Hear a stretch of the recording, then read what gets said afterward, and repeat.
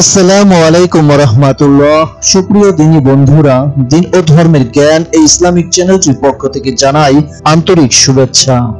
হাদিসে এসেছে, আল আউলিয়াউ রায়হানুল্লাহ, অর্থ আউলিয়াগণ আল্লাহর সুবাস। তেমনি একজন সুভাষিত আল্লাহর বন্ধুর নাম হযরত হাবিব আজমি রহমাতুল্লাহ আলাইহ। চলুন শুনে আসি তার কিছু ঘটনা। বসরার এক বিত্তশালী সুদ ব্যবসায়ী, সুদের বিরাট কারবার, শহরে প্রচুর তার খাতক। তিনি তাদের বাড়ি বাড়ি ঘুরে সুদ আদায় করেন। খুব কড়া লোক, কঠোর হৃদয়। একদিন সুদ আদায়ে তিনি গেলেন এক খাতকের বাড়ি। বাড়ির মালিক তখন অনুপস্থিত। তার স্ত্রী বলল, সে তো নেই, আর আপনাকে দেবার মতো টাকাও নেই। সুদের মহাজন কিন্তু শুনবেন না। কিছু আদায় না করে খালি হাতে তিনি কিছুতেই ফিরতেন না। বললেন, টাকা না থাক আর কিছু কি নেই? যা আছে তাই দাও। একটি ছাগলের মাথা আছে। স্ত্রী লোকটি বললেন, যদি ঋণের সুদ হিসেবে নিতে চান তবে তাই দিতে পারি। মহাজন তাতেই খুশি, বললেন, তাই দাও। অতএব ছাগলের মাথা নিয়েই তিনি বাড়ি ফিরলেন। গিন্নিকে বললেন রান্না করতে। গিন্নি জানালেন, বাড়িতে আজ রুটিও নেই, জ্বালানিও নেই। অতএব মহাজন ছুটলেন অন্য এক খাতকের বাড়িতে। রুটি আর জ্বালানি এনে দিলেন স্ত্রীকে। রান্না করা হলো। স্ত্রী আর কিছু না বলে চুপচাপ রইলেন। সময় নিঃশব্দে পার হয়ে গেল। উত্তম রান্না, আর তা পরিবেশিত হলো। মহাজন খেতে বসে গেলেন, আর তখনই এক ভিখারি এসে দরজায় দাঁড়িয়ে। তার প্রার্থনা কিছু খাবার। মহাজন সরাসরি স্পষ্ট ভাষায় বললেন, এখানে কিছু হবে না। এখন ঘরে যা আছে তা দিলেও তোমার পেট ভরবে না, অথচ আমার অসুবিধা হবে। ভিখারি আর কি করবে, নিঃশব্দে চলে যায়। আর স্ত্রী রান্নাঘরে গিয়ে স্বামীর জন্য যে খাবার নিতে যাবেন, তখনই দেখেন যে গোশত টকটকে লাল, তাজা রক্ত হয়ে গেছে। তিনি ভয়ে ভয়ে স্বামীকে বললেন, দেখুন কি ব্যাপার, গোশত ঝোল সব রক্তে পরিণত হলো কেন? দেখে শুনে মহাজনও থ হয়ে গেলেন। অবাক কাণ্ড, কোথা থেকে কি হলো ভাবতে ভাবতে তার মনে ভাবান্তর দেখা দিল। কি কারণে এক পেয়ালা গোশত রক্তে পরিণত হলো বুঝতে তার অসুবিধা হলো না। ভয়ে বুক কেঁপে উঠল তার। সুদের বদলে মানুষের রক্ত শুষে খেয়েছেন তিনি, তাই আজ ঠোঁটের কাছে রক্তের পেয়ালা। স্ত্রীকে বললেন, এ আমার এতদিনের কুকর্মের ফল। এই মুহূর্তে আমি প্রতিজ্ঞা করছি জীবনে আর সুদের কারবার করব না কখনো। নিশ্চয়ই আল্লাহ আমার উপরে গজব পাঠাবেন, এটি তারই পূর্বাভাস। পরের দিন সুদের বদলে মূল টাকা আদায়ের উদ্দেশ্যে মহাজন বেরিয়ে পড়লেন। কিছু দূর গিয়ে দেখলেন কয়েকটি ছেলে খেলা করছে। তাকে দেখা মাত্র ছেলেরা বলে উঠল, ওই যে সুদখোর আসছে, চলো তাড়াতাড়ি কেটে পড়ি, না হলে এর গায়ের বাতাস গায়ে লাগলে আমরাও ঘৃণিত মানুষ হয়ে যাব। বলতে বলতে তারা সত্যি দৌড়ে পালালো। কথাগুলো কানে গিয়ে লাগছিল মহাজনের। লজ্জায় দুঃখে তিনি যেন মাটিতে মিশে যেতে চাইলেন। মনে এলো প্রচুর অনুশোচনা ও ধিক্কার। পৃথিবী অর্থহীন হয়ে গেল তার নিকট। আর খাতকদের সঙ্গে দেখা করা নয়। মত যখন পরিবর্তিত হয়েছে, তখন পথেরও পরিবর্তন প্রয়োজন। পথযাত্রা তিনি চলার গতি ঘুরিয়ে দিলেন হযরত হাসান বসরি রহমাতুল্লাহ আলাইহির দরবারের দিকে। মহাসাধক হাসান বসরি রহমাতুল্লাহ আলাইহি তাকে তওবা পড়িয়ে দিন দুনিয়া সম্বন্ধে কিছু অমূল্য উপদেশ দিলেন। হাসান রহমাতুল্লাহ আলাইহির দরবার থেকে বাড়ি ফিরছেন। পথে এক খাতকের সঙ্গে দেখা। রক্ত শোষক মহাজনকে দেখা মাত্রই সে দৌড় লাগালো আর কি। কিন্তু মহাজন বললেন, শোনো, তোমার আর পালাবার দরকার নেই, বরং এখন থেকে আমারই পালিয়ে যাওয়া উচিত। এরপর আর একদিন পথে বেরিয়েছিলেন তিনি। দেখলেন আজও বেশ কিছু ছেলে রাস্তার উপর খেলা করছে। মহাজনকে দেখে তারা খেলা বন্ধ করে বলতে থাকে, এখন খেলা উচিত নয়। ওই দেখো তওবাকারী আসছেন, তার গায়ে যদি ধুলাবালি লাগে তাহলে আমাদের পাপ হবে। তাছাড়া তিনি যদি এভাবে আমাদের খেলতে দেখেন তাহলে অখুশিও হবেন। অর্থাৎ হাসান বসরি রহমাতুল্লাহ আলাইহির নিকট তওবা করে তিনি যে আল্লাহর ইবাদত বন্দেগী শুরু করেছেন, সে খবর সারা শহরে ছড়িয়ে পড়েছে। ছেলেদের মুখে এসব কথা শুনে মহাজনের বুকে যেন আবেগের ঢেউ ওঠে। কৃতজ্ঞতায় বিগলিত হয়ে তিনি আল্লাহর উদ্দেশ্যে বললেন, হে মহিমাময়, আপনার মহিমার অন্ত নেই। মাত্র কয়েকটি দিন হলো আমি আপনার পথ অবলম্বন করেছি, অথচ এর মধ্যেই আপনার অসীম করুণা। আপনি পারেন না এমন কিছুই নেই। পরদিনই তিনি ঘোষণা করে দিলেন, যেসব লোক মহাজনের কাছে সোনা রূপোর গয়না বন্ধক দিয়ে সুদের টাকা ধার নিয়েছে তারা যেন অবিলম্বে ওইসব বন্ধকি মাল ফেরত নিয়ে নেয়, আর তার জন্য ঋণের কোনো টাকা দিতে হবে না। তিনি সবকিছু মওকুফ করে দিয়েছেন। ঘোষণা শুনে শহর শুদ্ধ অনেক লোকই খুশি। সবাই দোয়া করল তাকে, আর ফিরিয়ে নিয়ে গেল নিজ নিজ সোনা ও রূপার বন্ধকি মাল। তাছাড়া মহাজনের যা কিছু নিজস্ব ছিল তাও তিনি বিলিয়ে দিলেন গরিবদের মাঝে। এমনকি তার নিজের একটি মাত্র জামা আর তার স্ত্রীর একখানি শীত বস্ত্র তাও দিয়ে দিলেন এক মিসকিনকে, যিনি ছিলেন এক রক্তশোষক যোগ। তিনি হয়ে গেলেন সর্বস্ব ত্যাগী দীন ভিখারী। বিষয়াসক্তির প্রাবল্য ছিল যার শিরায় শিরায়। আল্লাহর অনুপম ইচ্ছায় স্বার্থ শূন্য মাসুম দরবেশ হয়ে গেলেন তিনি। কে এই কুৎসিজীবী মহাজন, যিনি অপাববৃদ্ধ মহাতাপসে রূপান্তরিত হলেন? তিনি হলেন হযরত হাবিব আজমি রহমাতুল্লাহ আলাইহ। ইরানের আজম এলাকার ছিলেন বলে তার নামটি আজমি শব্দ দ্বারা খচিত। তার কঠোর জীবন সাধনা বিশ্বের বিস্ময়। সত্যবাদিতা, সততা ও নিষ্ঠার জন্য তিনি চিরস্মরণীয় হয়ে আছেন। নিঃস্ব অবস্থায় সংসার চক্র থেকে নিষ্ক্রান্ত হয়ে হযরত হাবিব কাজমি রহমাতুল্লাহ আলাইহ আল্লাহর ইবাদত বন্দেগীর জন্য ফোরাত নদীকূলে একটি কুটির নির্মাণ করলেন। দিনের বেলায় তিনি দ্বীনি শিক্ষা গ্রহণ করতেন হযরত হাসান বসরি রহমাতুল্লাহ আলাইহির কাছে, আর দিন ফুরলে কুটিরে গিয়ে মহান প্রভুর ইবাদতে মগ্ন হতেন। তার স্ত্রী ও স্বামীর পদাঙ্ক অনুসরণ করলেন। দিন যেতে লাগলো উপবাসে, অর্ধবাসে। তার স্ত্রী কিন্তু অচিরেই কাতর হয়ে পড়েন আর স্বামীর কাছে কিছু খাবার চান। হাবিব কাজমি রহমাতুল্লাহ আলাইহ বললেন, ঠিক আছে, তোমার কোনো চিন্তা নেই, আমি এখনই মজুর খেটে কিছু রোজগার করে আনছি। বললেন বটে, কিন্তু মজুর না খেটে তিনি হযরত হাসান বসরি রহমাতুল্লাহ আলাইহির বাড়ি হয়ে সোজা চলে গেলেন নদী তীরবর্তী ইবাদতখানায়। সন্ধ্যার পর বাড়ি ফিরলে তার স্ত্রী আবার খাবারের খোঁজ নিলেন। হযরত হাবিব কাজমি রহমাতুল্লাহ আলাইহ বললেন, আমি যে মনিবের মজদুরি শুরু করেছি তিনি এক বিরাট মহাজন। সবেমাত্র কাজ শুরু করেছি, এখনই মজুরি চাইতে লজ্জা লাগছে। কম করেও 10টা দিন যাক, তখন কিছু চাইবো বলে মনে মনে ভেবে রেখেছি। তুমি খুব কষ্ট সহ্য করছো তা বুঝছি, তবে আরেকটু ধৈর্য ধরো, নিশ্চয়ই এর বিনিময়ে কিছু পাবো। এত কষ্ট বৃথা যেতে পারে না। স্ত্রী আর কিছু না বলে চুপচাপ রইলেন। সময় নিঃশব্দে পার হয়ে গেল। হযরত হাবিব কাজমি রহমাতুল্লাহ আলাইহ নিবিড় সাধনায় মগ্ন। দেখতে দেখতে 9 দিন কেটে গেল। 10ম দিনে স্ত্রীর কাছে বলা কথাগুলো মনে পড়ে গেল তার। তিনি এবার ভাবছেন আজ গিয়ে তাকে কি বলবেন, কি নিয়ে বাড়ি ফিরবেন। তিনি ভীষণ দুশ্চিন্তায় পড়ে গেলেন। এদিকে হযরতের গৃহিণী বাড়িতে একা। তখন সন্ধ্যা উতরে গেছে। প্রতি মুহূর্তে স্বামীর প্রত্যাগমনের প্রত্যাশায় রয়েছেন তিনি। আজ 10মতম দিন, অবশ্যই কিছু আহার্য নিয়ে সহাসে তিনি বাড়ির আঙিনায় এসে দাঁড়াবেন। ওই বুঝি তার পদধ্বনি? হ্যাঁ, তাই তো, পায়ের আওয়াজই বটে, তবে তার নয়। দুয়ারে 4 তরুণের মিলিত পায়ের শব্দ শোনা গেল। অবাক হয়ে তাপস পত্নী দেখলেন তরুণেরা সঙ্গে এনেছে এক বস্তা আটা, বিরাট এক পাত্র ভর্তি গোস্ত, এক ভার মধু, এক ডিব্বা ঘি আর 300 দিরহাম ভর্তি একটি থলে। তারা বললেন তার কাজে যত বেশি উন্নতি হবে তার মজুরিও তত বেড়ে যাবে। মালপত্র নামিয়ে দিয়ে তারা চলে গেলেন। কিছুক্ষণ পর অত্যন্ত সংকুচিত হয়ে লঘু পায়ে বাড়িতে এলেন হযরত হাবিব কাজমি রহমাতুল্লাহ আলাইহ। মুখে বিষণ্ণতার ছাপ। পত্নীকে মৌখিক সান্ত্বনা দেয়া ছাড়া তার কোনো গতান্তর নেই। অনশন ক্লিষ্ট পত্নীর চোখের দিকে তিনি তাকাবেন কি করে, আর তার প্রশ্নের জবাবেই কি বা উত্তর দেবেন? কিন্তু ও কি, পত্নীর উপবাসী মুখের দিকে চেয়ে তার মনে হলো মুখখানি অত্যন্ত প্রসন্ন প্রফুল্ল, আর ঘরের ভিতরে ঘুরপাক খাচ্ছে মধু ও খাঁটি ঘিয়ের মম গন্ধ। অবাক হয়ে তিনি জিজ্ঞেস করলেন, কি ব্যাপার বলো তো? স্ত্রী বললেন, আপনার মনিব খুব ভালো লোক, সবকিছু পাঠিয়ে দিয়েছেন। পুরো ঘটনা শুনে হযরত হাবিব আজমি রহমাতুল্লাহ আলাইহি আল্লাহর উদ্দেশ্যে অসংখ্য কৃতজ্ঞতা জ্ঞাপন করলেন।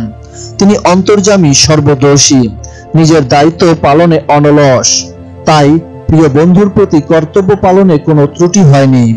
তরুণের ছদ্মবেশে ফেরেশতা পাঠিয়ে জান্নাতি সওগাত দিয়ে গেছেন। স্ত্রীকে বললেন, দেখলে গো, একটু কষ্ট স্বীকার করে আল্লাহর উপর নির্ভর করায় তিনি কি উপঢৌকন দিয়ে গেলেন। তার সাধনা আরো গভীরতর পর্যায়ে গিয়ে পৌঁছায়। তিনি মানুষের জন্য যা দোয়া করেন তা ফলপ্রসূ হতো। একদিন এক মহিলা তার দরবারে এসে কান্নায় ভেঙে পড়ে। বহুদিন হলো আমার একমাত্র ছেলে হারিয়ে গেছে, তার কোনো পাত্তা পাওয়া যাচ্ছে না। আমার চোখ অন্ধকার, বেঁচে থাকা অর্থহীন। আপনি আমার জন্য আল্লাহর কাছে দোয়া করুন যেন তিনি আমার ছেলেকে ফিরিয়ে দেন। তিনি বললেন, তোমার কাছে কি কিছু আছে? সে দুটো রূপোর টাকা বের করে দিল। হযরত হাবিব আজমি রহমাতুল্লাহ আলাইহি টাকা দুটি এক ভিখারিকে দান করে দিলেন। তারপর পুত্রহারা জননীকে বললেন, মাগো, বাড়ি যাও, গিয়ে দেখবে তোমার ছেলে বাড়ি ফিরেছে। আর একথা শুনে সে ছুটে গেল বাড়ির পথে। বেশি দূর যেতে হলো না, জননীর কণ্ঠে উচ্ছ্বসিত হলো আনন্দ আবেগ। দয়াময়, আপনার দয়ায় আমি আমার হারানো নিধি ফিরে পেয়েছি। এদিকে মাকে পথে দেখতে পেয়ে ছেলেও ছুটে এলো তার কাছে, বলল, আমি পথ হারিয়ে কিরমান শহরে গিয়ে পড়েছিলাম। আমাকে দেশে পৌঁছে দেবার মতো কোনো লোক আমি পাইনি। অজ্ঞতা একজন শিক্ষকের কাছে আমি লেখাপড়া শুরু করি। উনি আমাকে বাজারে গোস্ত কিনতে পাঠান। গোস্ত কিনে বাজার থেকে ফিরছি, হঠাৎ এক প্রবল ঘূর্ণিবায়ু আমাকে শূন্যে উঠিয়ে নিল। তার পূর্ব মুহূর্তে আমার কানে ভেসে আসে, কে যেন বাতাসকে বললেন, হে বাতাস, তুমি ছেলেটাকে তার দেশে পৌঁছে দাও। মনে পড়ে হযরত সুলাইমান আলাইহিস সালাম বাতাসের উপর ভর করে 1 মাসের পথ একদিনে পাড়ি দিতে পারতেন। রানী বিলকিসের সিংহাসন চোখের পলকে হযরত সুলাইমান আলাইহিস সালামের রাজধানীতে উপনীত হয়। যখন যা ইচ্ছা আল্লাহ তখনই তা করতে পারেন। তার বায়ুযানের চেয়ে দ্রুতগামী যান কবে কোন মানুষ তৈরি করতে পেরেছে? আল্লাহর ক্ষমতার কি কোনো তুলনা আছে? শহর বসরায় একবার ভীষণ দুর্ভিক্ষ, খেতে না পেয়ে সাধারণ মানুষ মৃত্যুর কবলে। হযরত হাবিব আজমি রহমাতুল্লাহ আলাইহি বড় বড় বণিকের কাছ থেকে বাকিতে শস্য কিনে দুর্ভিক্ষ পীড়িত মানুষের মধ্যে বন্টন করে দিলেন। পরে মহাজনেরা টাকা আদায় এলে একটি থলে থেকে টাকা বের করে তিনি যাবতীয় পাওনা পরিশোধ করে দিতেন। বলা হয়, ওই টাকার থলেটি তার বালিশের তলায় থাকতো, আর যখনই টাকা বের করতেন তখন ওই থলেটি আপনা থেকে আবার পূর্ণ হয়ে যেত। আরো আশ্চর্যের কথা, হজ মৌসুমে জিলহজের 8 তারিখ বসরার লোক তাকে বসরায় দেখতে পেতেন। পরদিন 9 জিলহজ তাকে দেখা যেত মক্কা শরীফে।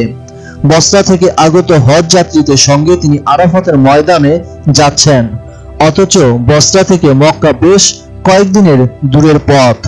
বসরার এক চৌরাস্তার পাশে ছিল হযরত হাবিব আজমি রহমাতুল্লাহ আলাইহির বাড়ি। তিনি প্রায় একটি চামড়ার পোশাক পরতেন। একদিন জামাটি খুলে চৌরাস্তার উপর রেখে তিনি কোনো কাজে গেলেন।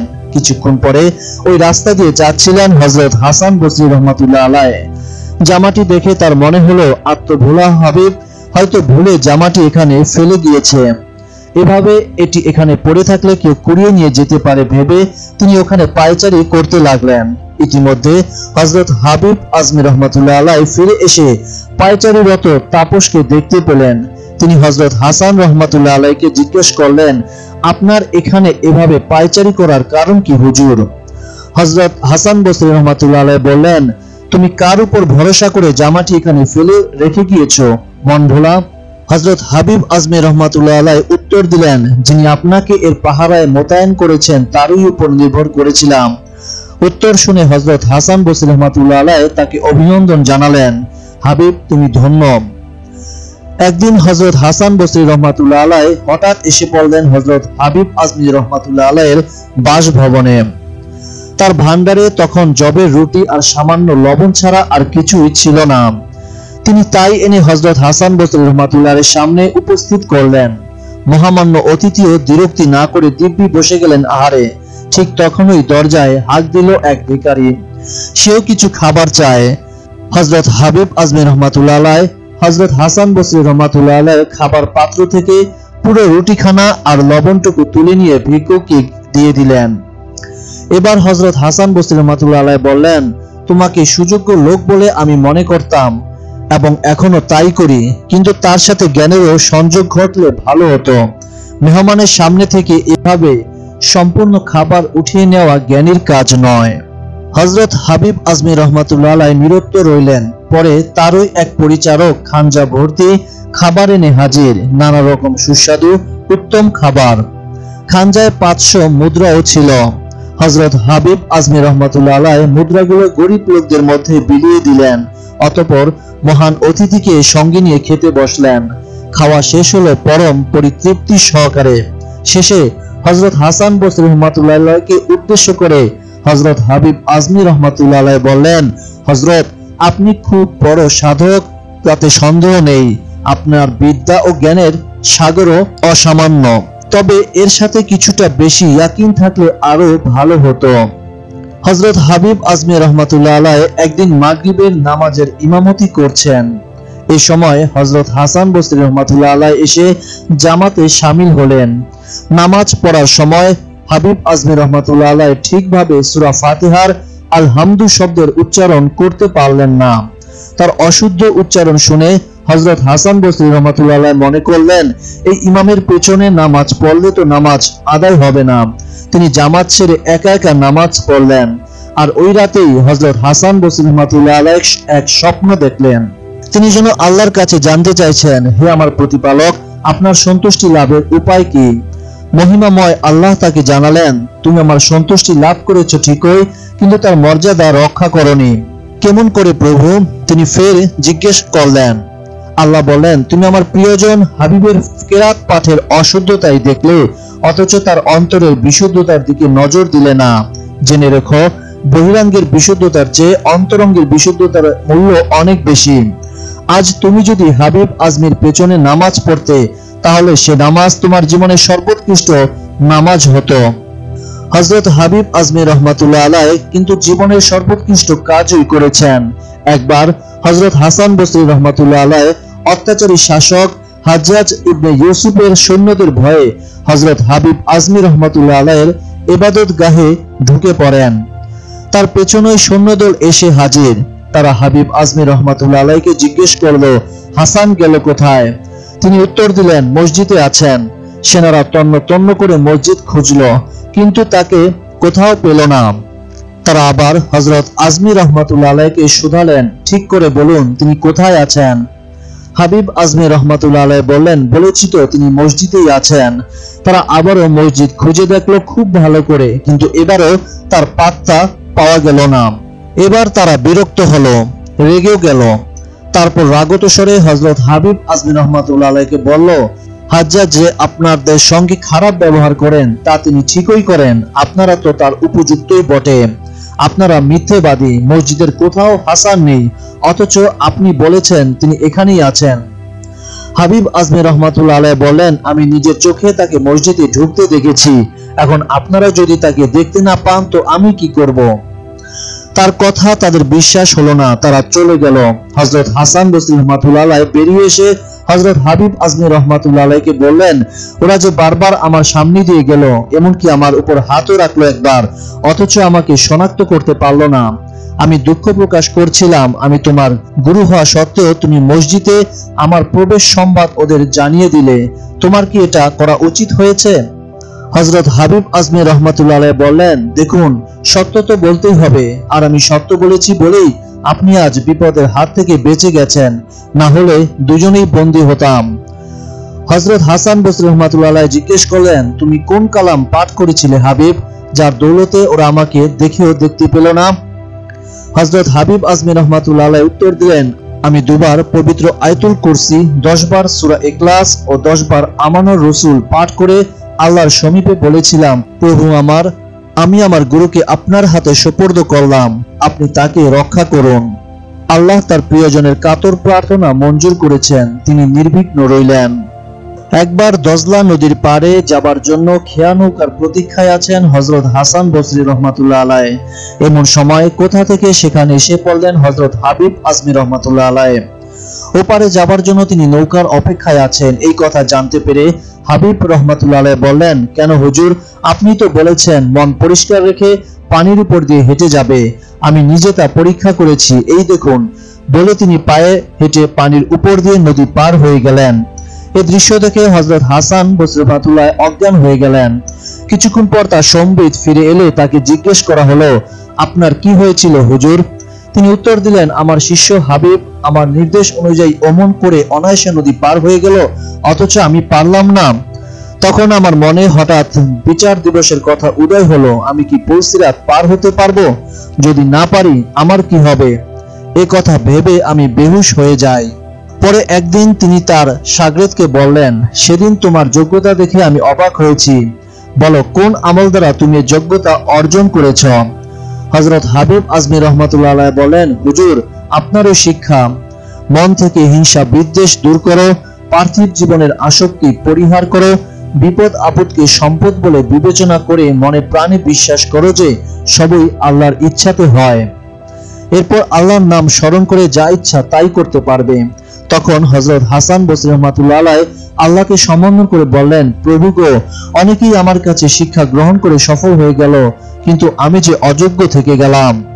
এসব ঘটনার বিবরণ শুনে মনে হতে পারে হযরত হাবিব রহমাতুল্লাহ আলাইহি তার গুরু হাসান বসরি রাহমাতুল্লাহ আলাইহির চেয়েও উন্নত মর্যাদার অধিকারী ছিলেন, কিন্তু বিষয়টি এভাবে নিলে ঠিক হবে না। আল্লাহর কাছে ইলমের মর্যাদা অনেক বেশি। রাসূলুল্লাহ সাল্লাল্লাহু আলাইহি ওয়াসাল্লামকে সম্বোধন করে রব্বুল আলামিন বলেছিলেন, হে নবী, আপনি প্রার্থনা করুন, হে প্রভু, আপনি আমার ইলম বৃদ্ধি করুন। পণ্ডিতগণ বলেন, তরিকতের পথে কারামতের দরজা 14 আর মারিফতের 18। কারামত সফল হয় ইবাদতের মাধ্যমে, আর মারিফত সাফল্য নির্ভর করে ইলম, প্রজ্ঞা তথা বিদ্যা, বুদ্ধি, জ্ঞান, ধ্যান ও গবেষণার উপর। হযরত সুলাইমান আলাইহিস সালাম একাধারে আল্লাহর নবী আর মহাশক্তিধর সম্রাট ছিলেন। জিন পরি, দৈত্য দানব, পশু পক্ষী, এমনকি বাতাসের উপরেও তার প্রভুত্ব কায়েম ছিল। অথচ তিনি ছিলেন হযরত মুসা আলাইহিস সালামের অনুবর্তী, তাকে তাওরাতের বিধিনিষেধ মেনে চলতে হতো। তাতেই বোঝা যায় কারামতের দিক দিয়ে হযরত হাবিব আজমি রহমাতুল্লাহ আলাইহির স্থান উচ্চ মনে হলেও ইলমে মারিফত, হকিকত, তরিকত ও শরীয়তের সামগ্রিক বিচারে হযরত হাসান বসরি রহমাতুল্লাহ আলাইহির স্থান শীর্ষে।